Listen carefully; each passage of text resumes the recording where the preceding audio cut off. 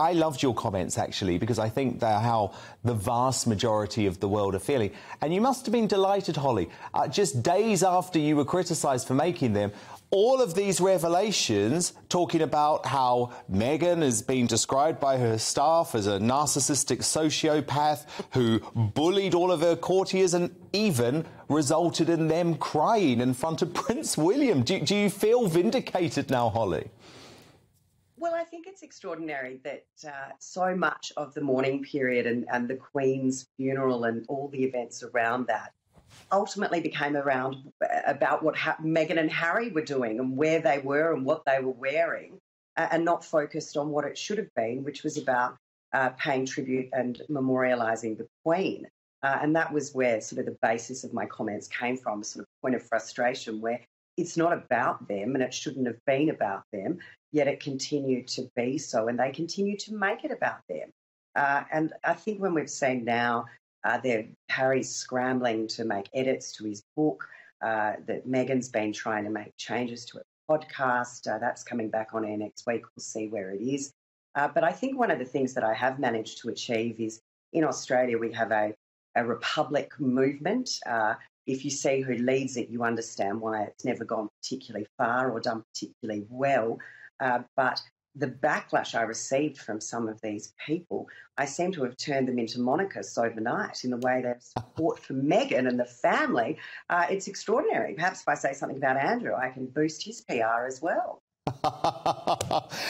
Indeed. I mean, it is fascinating, isn't it, Holly? Because you're right. They came over to the UK when the Queen was alive and said they didn't want to see any members of the royal family at all, not even the Queen. They refused her invitation to go and see her in Balmoral, which would have been their last chance. Now, I know you got criticised for using the word revolting. I would say that was a revolting thing to do, wasn't it? I mean, this was Harry's last opportunity to be with his grandmother, and he threw it back in her face.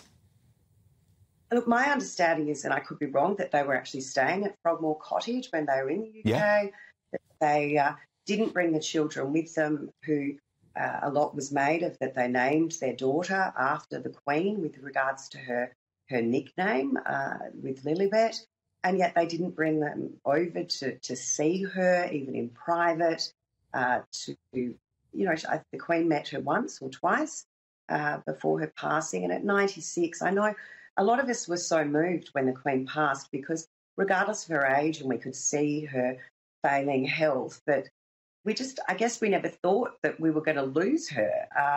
But, you would have thought that they might have brought the children over to see her at that age, and yet there was absolutely no efforts made on their behalf.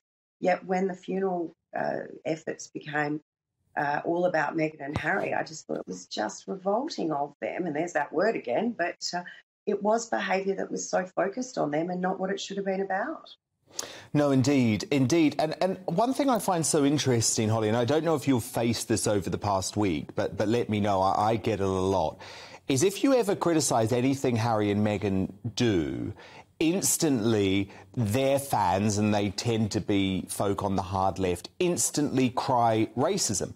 Now, I find that very bizarre because I was very supportive of Meghan when she joined the royal family. I absolutely celebrated her being here as a country, as a Commonwealth. We were completely behind this wedding. It was only once we saw the way that she behaved, the way she treated her staff, the way she treated the Queen, the way she treated her own family, her own father, Holly, who she refused to go in a 45-minute drive to see when he was close to death in hospital.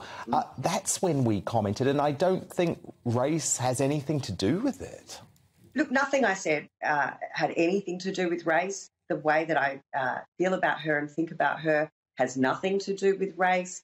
The fact that she had to apologise to a court for misleading them when she said she had nothing to do with the unauthorised biography, but apparently did, when she made claims around Nelson Mandela kind of cheering in the streets around South Africa, which has been disputed about her marriage.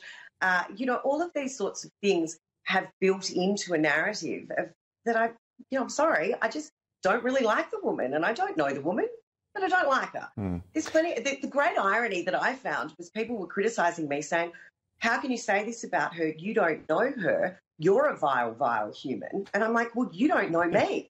Have you heard of the definition of irony here, people?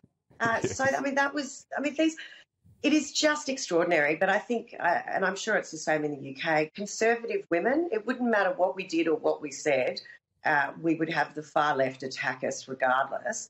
And of course, as I said, the Republicans, those that would come out and were, in some instances, gleeful with regards to the Queen's passing. As soon as I said that about Meghan, were completely on board with the royal family, because how could I be so disrespectful?